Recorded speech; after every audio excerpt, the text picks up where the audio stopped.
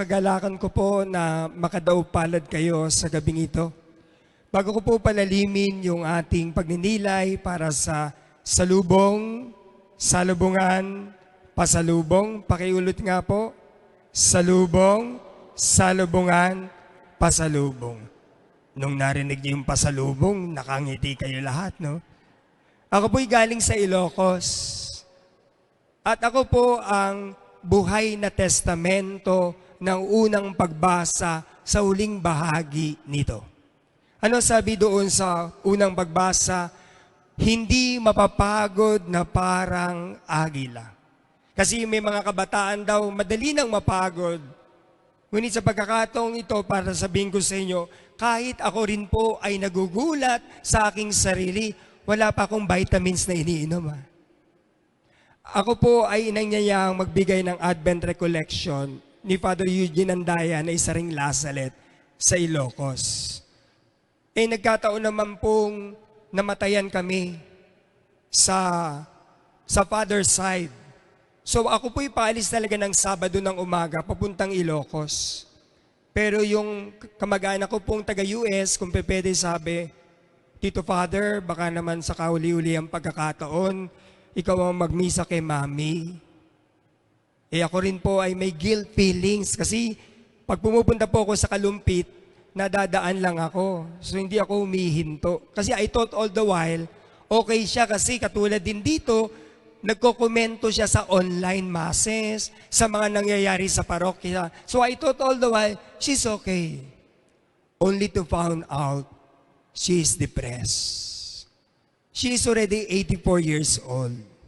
So, nung nagkaroon ng pandemya, maraming nabago. Lalo't lalo na yung kanyang anak din, after how many years, ngayon po yata yung panahon ng lahat ng mga pinitisyon 20 years ago ay na-approve. Marami po akong kakilala ngayon, after 20 years, ay pupunta na lahat sa US.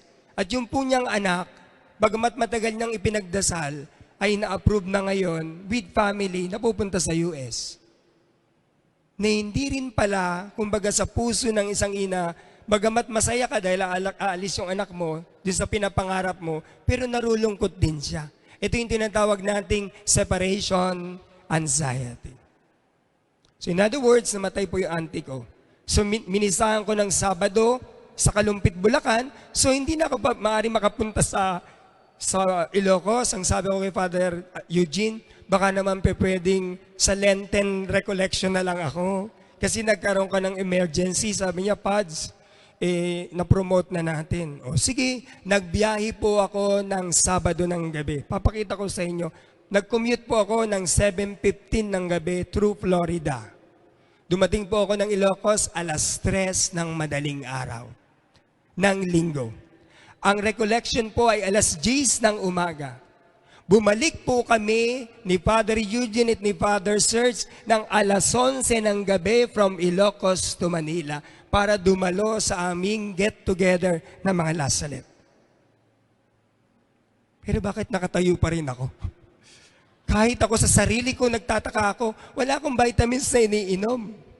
Pero nakatayo pa rin ako. Alam mo bakit? Pag ikaw lang, di mo kaya yan. Anumang plano natin sa buhay, pag plano lang natin yan, hindi natin makakaya kahit isang hakbang lang ng paa. You believe me? Maniwala po kayo.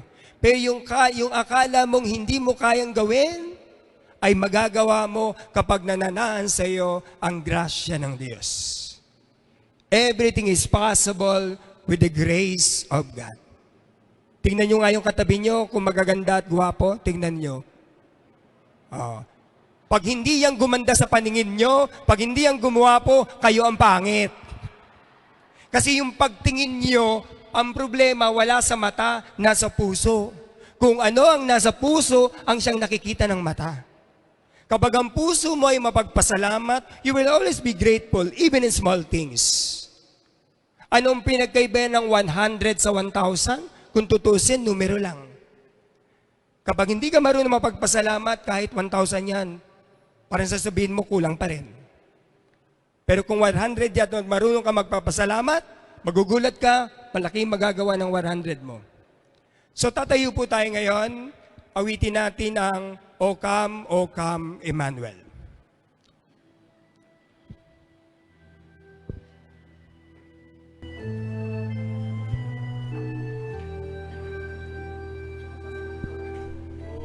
Come, O come, Emmanuel,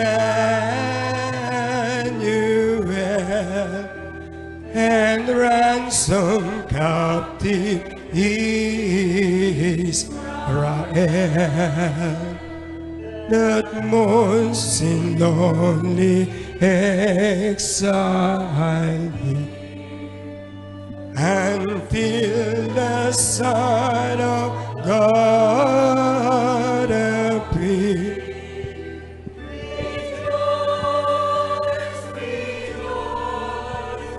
Emmanuel, and Israel. Verse 2.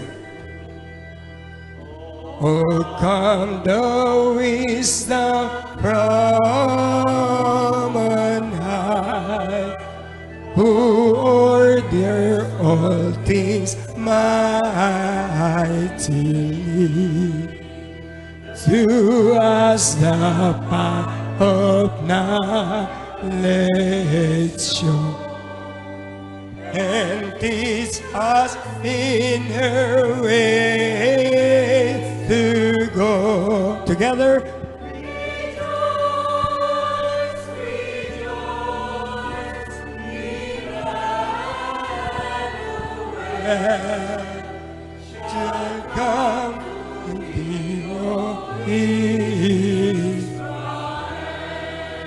Ngayon po ay tutugtugin lang ng instrumento.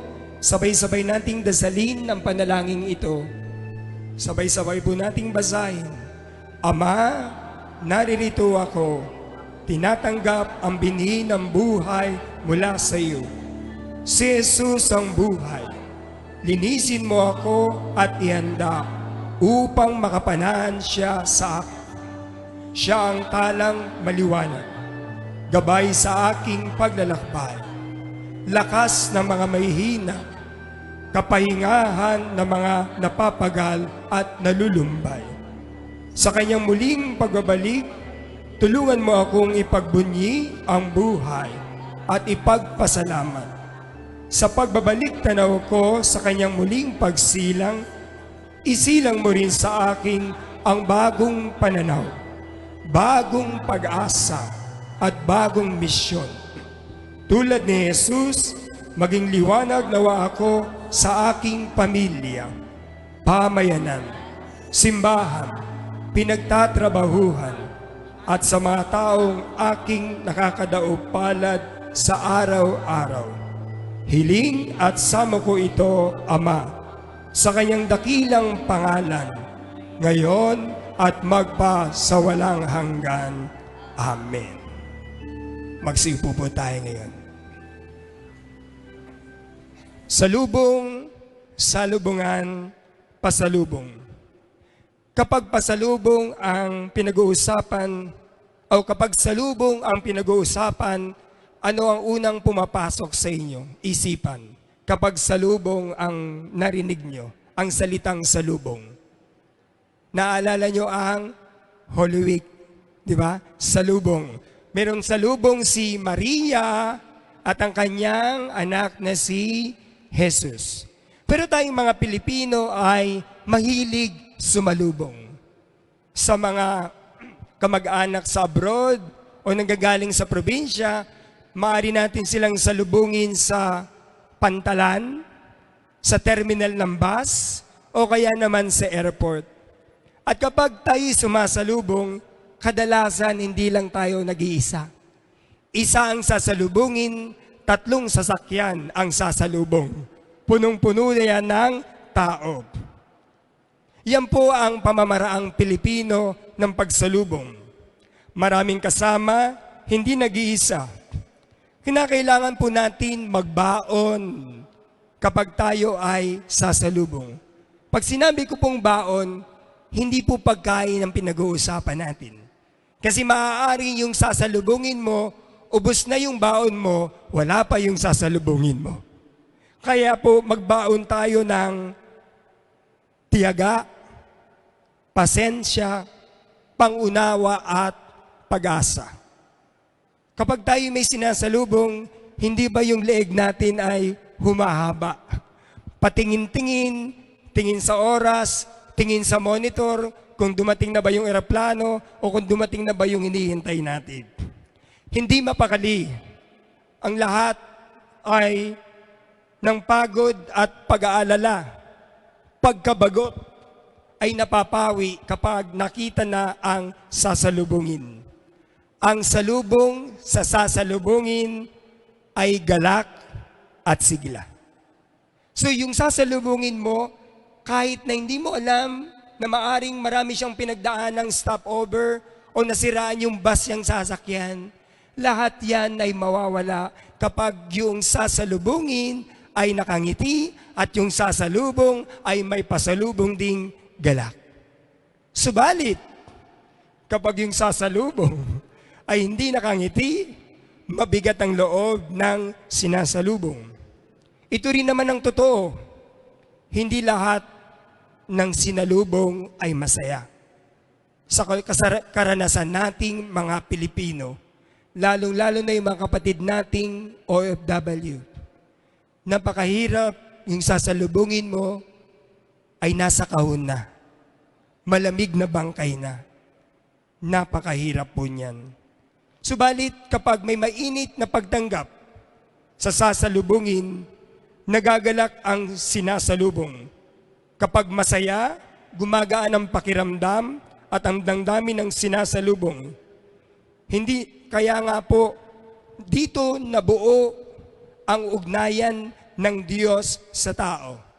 Kung naalala po natin, ang Diyos ay nakipamuhay sa tao. God, the Word, became flesh and dwelt among us. Ang salita ay naging tao at nakipamuhay sa atin. Nung ang salita po ay naging tao, hindi po ibig sabihin na ang pagka-Diyos ni Kristo ay nawala. Bagkus, inakap ni Kristo ang ating pagkatao upang sa ganoon maiparamdam sa ating sinalubong na tayo ay mahalaga. Narito po ang mga ibang katauhan sa Biblia na kung saan nakaranas ng salubong. Naalala niyo po si Abraham. Si Abraham po, pakitaas na lang po para masundan nila, si Abraham. Si Abraham po ay 93 years old nang siya ay salubungin ng Diyos. Ito po ang lesson na nais kong iwan sa inyo. Sabi dito, I will confirm my covenant with you. May pagdadagpo ang Diyos na si Yahweh kay Abraham. At ito po yung aral. Kapag tumaya tayo sa gusto ng Diyos, kahit hindi pa sigurado, siguradong may biyaya at pagpapala. Kapag tumaya tayo sa gusto ng Diyos, kahit hindi pa sigurado, siguradong may pagpapala at biyaya. Kaya ito naman ay nakita natin sa buhay ni Abraham. Bagamat siya'y matanda na, ngunit tinayaan niya ang kagustuhan ng Diyos sa kanya. And the rest is history. He became the father of all nations. Si Jacob po, kilala niyo si Jacob. Mga lectors, saan mga lectors, taas ang kamay. Mga tagabasa ng salita ng Diyos. Ba't nawala mga lectors? Bigla natakot. Hindi ko po kayo tatawagin, huwag kayong mag-alala. Si Jacob po ay kapatid niya si Esau. Di po ba? Ngayon, may ugaling pandaraya si Jacob. Ngayon, binabribe niya ngayon si Esau nang sa ganun ay mapa-oo niya ito. At nakahanda po talaga si Jacob. Ngunit meron pong isang lalaki na hindi niya kilala, na bigla na lang nakipagtunggalian sa kanya. Jacob wrestled with God. Nakipagbuno si Jacob sa Diyos. Para nang sa ganoon, makuha ni Jacob ang pagpapala ng Diyos. Bagamat hindi sumuko si Jacob, at hindi kinakailangang suhulan niya si Esau, sapagkat ibinigay naman ni Esau ng walang kinakailangang suhol, walang kinakailangang lagay, nang ganun-ganun na lang. Alam niyo, sa mga taong mapagbigay, hindi niyo kinakailangang magsalita ng 2 beses. Din sa mga taong hindi mapagbigay, ang daming sasabihin, magbibigay din pala. Naranasan niyo na po ba yan? Ngayon po, ito po naman na natuklasan ni Jacob sa kanyang sarili. Ang pagtatagpo o pagsalubong ni Jacob ay nagpakilala sa kanyang pagkatao. When Jacob wrestled with God, he got a glimpse. Nagkaroon siya ng parang pilay sa kanyang, ang Tagalog ng limbs? Tadyang? So yun po'y palatandaan. Sa buhay natin, may mga peklat tayo ng buhay. Hindi sa nandyan para sumpain tayo ng Diyos. Hindi siya nandyan dahil galit sa atin ng Diyos. Hindi siya nandyan dahil parusa siya ng Diyos. Hindi po. Kung ang Diyos ay tinuturing natin ang Ama, wala namang ama na nais siyang makita ang naghihirap ang kanyang anak. Oo, didisiplinahin, pero sa dulo nito, mangingibabaw pa rin ang pagmamahal ng ama sa kanyang anak, ng ina sa kanyang anak. Ako po, nung bata, naranasang paluin ng aking ina. Sino po nakaranas paluin sa inyo? Yan. Alam niyo po, ang naiwan sa akin ay hindi palo na masakit, kung hindi yung pagmamahal ng aking ina, sapagkat nung pinalo po ako ng nanay ko, pinatutulog ako ng tanghali. Malikot po ako. Nakipag-agawan po ako ng saranggola. At kakatingin ko po sa saranggola, mayroon palang bisikletang dumadaan, nabundol po ako. Kamamatay lang po noon ng aking ama. And for a mother to lose another beloved, it will be a disaster. So yung palo pong iyon, hindi parusa, kundi pagpapaalala, anak, hindi ko na kayang mawalan ng isang minamahal. Sumula noon, natuto akong sumunod at matulog ng tanghali upang hindi na ako muling masaktan. May palatandaan po siya.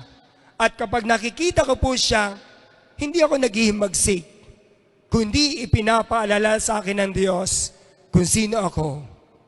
Maliit, mahina, mayabang, pero sa grasya ng Diyos, ang lahat na yan, mula sa disgrasya, ay magiging grasya kapag marunong tayong sumunod at matutong sa kalooban ng Diyos. Sumunod po. Nagbigay sa kanya ng bagong pagkakilanlan sa kanyang sarili ang pakikipagtuos ni Jacob sa Diyos. Subalit hindi siya sumuko. Nagkaroon si Jacob ng bagong pangalan. Ano po ang bagong pangalan ni Jacob? Israel. Si Israel po. Si Moses, hindi ko na palalalimin kay Moses dahil kilala niyo naman siya. Ang una niyang salubong sa Diyos ay sa burning bush. Naalala niyo po yung burning bush? Yung nagbabagang apoy. Hindi siya makatingin sa sobrang lakas ng apoy. Pangalawa, natanggap niya ang batas at ang utos ng Diyos. Nagdasal siya sa bundok para sa mga Israelita. Sino po sa inyo rito ang nakaabot kay Pope John Paul II, na Saint John Paul II, na sumalubong doon sa kung saan-saan lugar? Pareho niyo po ako. Seminarista po ako noon, diakono po ako noon. Kami po ay naglakad ng mga seminarista mula dyan sa Luneta sa likod, sa Top Avenue, papunta doon sa bahay ng nunsyo. Walang masakyan eh. Mainit, gutom ka, ang dami-daming tao. Pero ang maganda lang, lahat ay parang pamilya. Sa bawat salubong, may pasalubong ng ngiti at galak. Kaya pagdating po doon, nakita ko po, nakiusesero, usi po ang tawag noon, hindi marites. Nakiusi po ako noon, tapos nakita ko, bumaba na po siya sa aeroplano, kumakaway yung mga tao, nanonood po ako sa telebisyon, wala lang. Pero gutom na po ako. Pagod na po ako. Pero alam niyo po, maya-maya dumadaan na. Si John Paul II, St. John Paul II, segundo lang po yun. Lahat ng pagod mo, lahat ng gutom mo, lahat ng pagkabalisa mo ay nawala at gumaan ang aking buong pagkatao. Ano ang aral? Matuto tayong maghintay sa grasya ng Diyos. Huwag yung oras natin. Laging oras ng Diyos. Lahat ng pagod nyo, lahat ng ninanakit nyo, lahat ng sama ng loob nyo ay mawawala kung matututuhan nyong isuko ito sa Diyos. Katulad ng karanasan ni Moses. Yung iba po, babawasan na natin, tanggalin na natin si Samuel, tanggalin na natin. Pasok naman po tayo sa karanasan sa bagong tipan. Mula sa salubong, pasok na tayo sa anong susunod nating salubong? Salubungan. Ang mahal na Birhen ay nakasalubong si Yahweh sa pamamagitan ni Anghel Gabriel. Naalala niyo naman po siguro yan. Katoliko naman po siguro kayo, di ba? So, yan po yung ipagdirawang natin sa susunod na siyam na gabi. Yan po. The Incarnation. Ang sumunod naman po, naalala niyo po ang buhay ni Pablo na mula sa Saulo na lumang pangalan. Siya ay papuntang Damascus. Nakasalubong niya ang Diyos sa pamamagitan ng tinig. Ano po yung tinig? So, Saulo, Saulo, bakit mo ako pinahihirapan? Di po ba? At ito po yung naging point of conversion ni Saulo papuntang Damascus. Hindi na po ako magdidetalye. Yung pangatlo po, naalala niyo po ba yung lalaking gustong maligo sa Siloam? Na ang tagal-tagal niyang gustong gumaling for 38 years? Naghihintay siyang gumaling, pero walang gustong tumulong sa kanya? Walang gustong tumulong sa kanya, pero nang makatagpo niya si Jesus, gumaling siya. Yung 38 taong iyon ay nabaliwala lahat. Alam niyo, sabihin natin minsan, pinagtatawanan tayo ng ating mga kapitbahay. Nililibak tayo ng mga kasama natin sa samahan, sa organisasyon, o kung saan-saan man. Hindi sagot ang paghihiganti. Kasi pag tayo naghiganti, walang katapusang higantihan. At kailanman hindi tayo magiging masaya. Maniwala po kayo sa akin. Hindi kailanman kayo magiging masaya. Patay na nga kayo, nakangiwi pa bibig nyo, kasi gusto nyo maghiganti. Ang pinakamaganda po natin gawin, katulad ng karanasan ng lalaking ito, ay isuko natin ng lahat ng ating pinagdadaan ng hirap sa Diyos. At ang Diyos ang bahalang papawi ng lahat ng sakit, papawi lahat ng hirap, papawi lahat ng pigati. At ito yung ebanghelyo ngayong umaga, ay ngayong gabi. Lumapit kayong mga napapagal at nabibigatan, kayo'y aking pagiginawain. Kami po, nila Father Job at nila Father Jasper, every other month pumupunta sa prison ministry. Di po ba, Father Job? Pumupunta po kami sa prison ministry. Ang sabi ko po sa mga nakakulong, Hindi po nakakatakot ang kulong na bakal. Kasi darating din naman ang araw, kung talagang nagsisi sila, makalalaya at makalalaya sila. Alam niyo po yung nakakatakot na kulong, yung wala ka sa bakal, pero hinahabol ka ng iyong nakaraan. Dahil hindi mo mapatawad ang iyong sarili, hindi mo mapatawad yung iba, hindi mo mapatawad yung mga taong gumawa nito sa iyo. And for the rest of your life, you will be incarcerated of the past, of the hurts that others inflicted upon you. Do you want peace? Do you want joy? Do you want calmness? Follow the voice of God. Come to me, all you are weary and heavily laden, for I will give you rest. Tutulungan tayo ng Panginoon. Makapagpapatawad tayo sa halip na magiganti. Kahit na malalim ang sugat na ginawa ng mga taong kasama natin sa buhay. At kapag nakapagpatawad tayo, you will be the happiest person in this world kahit hindi ka nanalo ng loto. Kasi natanggal yung tinik. At tinanggal mo rin yung karapatan ng taong saktan kang paulit-ulit dahil napatawad mo siya. Hanggat hindi mo siya napapatawad, hinaayaan mong saktan kanya ng paulit-ulit. Tularan natin ang halimbawa ng ating Panginoong Jesucristo. Ang huli po, ang karanasan ni Pedro at ni Juan. Post-resurrection, nabuhay na po ang Panginoon. Ngayon po, galing po si Pedro at si Juan sa templo. Paglabas po nila, may pulubi, may namamalimos. Kayo po ba naranasan nyo ng magbigay ng limos? Kadalasan sabi natin, tamad yung mga taong yan. Di ba? Ako naman, ito naman katwiran ko. Mas gusto ko na magbigay kaysa akong humingi ng limos. Hindi po madaling humingi ng limos. Lalo't kung talagang nasanay silang magtrabaho, ngunit dahil sa masamang pagkakataon, nasadlak sila sa dusa.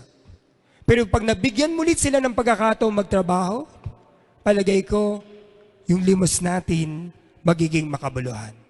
So meron pong namamalimos, humingi ng tulong, ng awa at ng habag kay Pedro at kay Juan. Ano ang sabi ni Pedro? Silver and gold have I none.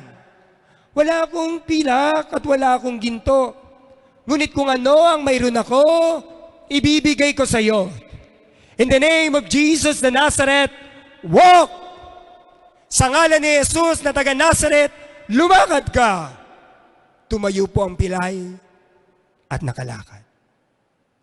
Mga kapatid sa panampalataya, kapag sinasalubong natin ang Diyos sa Kanyang grasya, maraming bagay na akala natin hindi natin kaya, ay makakaya natin. Believe you me. Maniwala po kayo. Kapag nagdadasal tayo, kapag binabasa natin ang salita ng Diyos, hindi po siya kasaysayan. Ang pagbasa po ng salita ng Diyos ay kabanalan.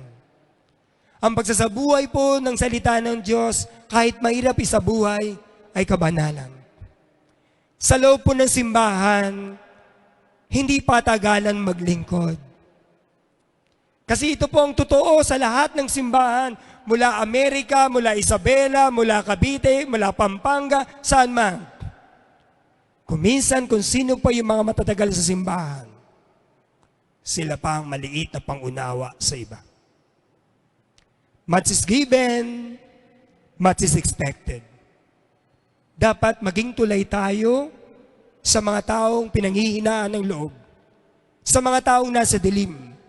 Gamitin natin ang kakayahang binigay sa atin ng Diyos upang maiparamdam natin sa kanila sa ngalan ni Jesus na nabuhay. Tumayo ka kapatid at aalalayan kita. Santo Niño, Batang Jesus, malinis ang puso, dakila ang kalooban. Ang kabanalan po ay hindi lamang yung pananatili lagi sa simbahan. Hindi lamang po pagsama sa mga organisasyon. Ang kabanalan po natin sa ngayon ay katapatan, kahit sa ating maliliit na pamamaraan. Ang paghuhugas nyo ng pinggan, ang pag-aalaga nyo sa mga may sakit ninyong asawa, anak, magulang. Ang pangunawa nyo sa kanila, kahit minsan mahirap silang unawain. Ang pakikisama sa mga kapwa lingkod ng simbahan. We are family. Walang perpektong pamilya. At kung pamilya tayo, wala tayo dapat iniiwan. Inaabot natin. Sabi nga sa banal na kasulatan, ang bahagi ng katawan na mahina ay siyang dapat higit na binibigyang halaga. And even Paul reminded us, for those of you whose faith is strong, be patient. For those whose faith is weak. Sa inyo na mga matatatagang pananampalataya, maging mapangunawa sa mga mahina ang pananampalataya. Salubong, salubungan, pasalubong. Let your gift of person be your pasalubong to the people in your journey. Kayo po mismo ang maging pasalubong. Kasi yung pagkain ipapasalubong nyo, mauubos po yan. Pero yung pagkatao nyo po, kahit magka-Alzheimer na yung taong nakatagpo ninyo, kailanman hindi kayo makakalimutan yan. Makakalimot ang isip, ngunit hindi ang puso. What is essential is invisible in the eye. Mga minamahal kong kapatid kay Kristo, tapusin ko po ito sa pamamagitan ng pagbibigay ng narrative. Mayroon pong isa kung saan yung Delta Airlines po, may isa pong nagsabi na tanggalin na lang yung lettuce kapag nagsaserve ng meal dun sa first class area. Sabi nung nakatataas, huwag nating tanggalin, baka magreklamo yung mga tao. Ang sabi naman noong nagsuggest, subukan lang po natin. Dahil bukas naman ang isip noong nakatataas, sinubukan po nilang tanggalin yung lettuce doon sa pinggan kapag nagsaserve ng pagkain. Susubukan po nila ito sa loob ng 3 buwan. At tatanungin yung mga tao, yung mga sumasakay ng eroplano, kung napansin nilang yung lettuce. Alam niyo po yung sabi ng mga sumakay ng eroplano? Hindi po nila napansin na nawala pala yung lettuce. At sa loob ng 3 buwan, malaki-laki na rin po yung kanilang naipon. So ang ginawa po nila, sabi nung nakatataas, it's working. Kasi ang unang reaction nung nakatataas, if ain't broke, don't fix it. American expression po yan. Kapag hindi sira, huwag mong galawin. Pero sa buhay naman, hindi nga sira, tanungin natin, is it still relevant? Nakatutulong pa ba? Nakapagpapalalim pa ba? Nakapagpapagaan pa ba? Nakapagbibigay pag-asa pa ba? O hindi nga sira, pero pag naglalakad tayo, ang bigat-bigat ng lakad natin, inihila natin ang ating paa. At alam niyo po ang sabi ng mga kumakain sa eroplano? Mas maganda nga walang lettuce. Ang gandang tignan ng pinggan. Alam niyo po, pinagpatuloy ito ng kumpanyang Delta Airlines. Alam niyo kung magkano na-save nila? $1.4 million. Sa akala nila na yung ayaw nilang tanggalin na lettuce ay makasisira sa imahe ng kanilang kumpanya. My dear brothers and sisters in the Lord, mga kamananampalataya sa paglalakbay patungong langit, tinatanong ko po kayo, ano ang mga lettuce ng buhay ninyo? Ano ang lettuce sa organisasyon ninyo? Ano ang leto sa pamilya ninyo? Ano ang leto sa ating simbahan? Ano ang leto sa pakikipagkaibigan? Baka yung nakasanayan mong ginagawa, akala mo'y nakapagpapalalim pa. Yung pala nagiging mechanical na lang. Huwag kang matakot magbago. Huwag kang matakot tanggalin ang bagay na dapat nating tanggalin. Sapagkat ang Diyos, ang unang umakap sa atin bago pa natin siya akapin. At nang inakap tayo ng Diyos, hindi niya lang inakap sa atin ang mga bagay na mababango at magaganda sa atin. Dadalhin ko po kayo ngayon sa altar. Meron po kaming mga paring dinadasal kapag pinaghahalo ang alak at tubig. Akala kasi ng iba sa inyo, chaser yung tubig. Hindi po. Meron po kaming dinadasal at ito po yung dasal natin.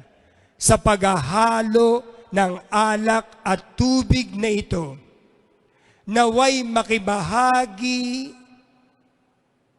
tayo. May the mingling of this water and wine, may we come to share in the divinity of Christ, who humbled to share in our humanity. Sa pagsasalok ng tubig at alak na ito, naway makibahagi tayo sapagkat Diyos ni Kristo na nakibahagi naman sa ating pagkatao. Father Ronald, Father Jasper, Father Job, mga minamahal kong kapatid kay Kristo, sino tayo? Sino ka para babaan ka ng Diyos? Iwan ang kanyang trono. Dahil sa Diyos, you are valued. You are precious. You are important. Kung sa mata ng Diyos napakahalaga mo, inakap niya ang iyong pagkatao, sino ka para hindi pahalagahan ang sarili mo? Father, tindera lang po ako. Father, katulong lang po ako. Father, hindi po ako nakatapos ng high school. Father, wala po kaming sariling bahay. Nangungupahan lang po kami. Walang pinagkaiba ang mayaman sa mahirap sa mata ng Diyos. We are all children of God. Anak tayo ng Diyos. Ang mga magulang, pinagsisikapan nilang maging patas sa kanilang mga anak. Hindi po ba? Ang mga magulang ay pinagsisikapan nila maging patas sa kanilang mga anak. Kung kayong mga magulang ay pinagsisikapan yung gawin, kayang gawin ito ng Diyos. Patas ang pagtingin sa atin ng Diyos. Bumaba ang Diyos upang tayo itaas. At sa pagtaas natin, huwag tayong magmataas. Lagi nating tatandaan, mas malayo ang ating nararating, dapat mas maging mapagpakumbaba tayo. Dahil pagdating ng araw, iisa lang lahat ang kahihinatnan natin. Nothing is permanent. Only God is permanent. Only love is permanent. Kaya minamahal ko mga kapatid, itinanghal tayo ng Diyos. Itanghal din natin ang bawat isa. You're valued, you're precious, you're important. Sabihin po niyo yan sa sarili niyo, I am valued, I am precious, I am important. Ulitin natin, I am valued, I am precious, I am important. Meron tayong kahuli-huli ang simbolo, ang mahal na Birhen. Sa kanyang karanasan, tularan natin siya. She kept, she pondered, she treasured. She kept, she pondered, she treasured. Pinakaiingat-ingatan, pinagyaman, at pinagninilay-nilayan. Reflect our lives with the grace of God, and you will be surprised. You can do wonders. You can do wonders. God bless you all.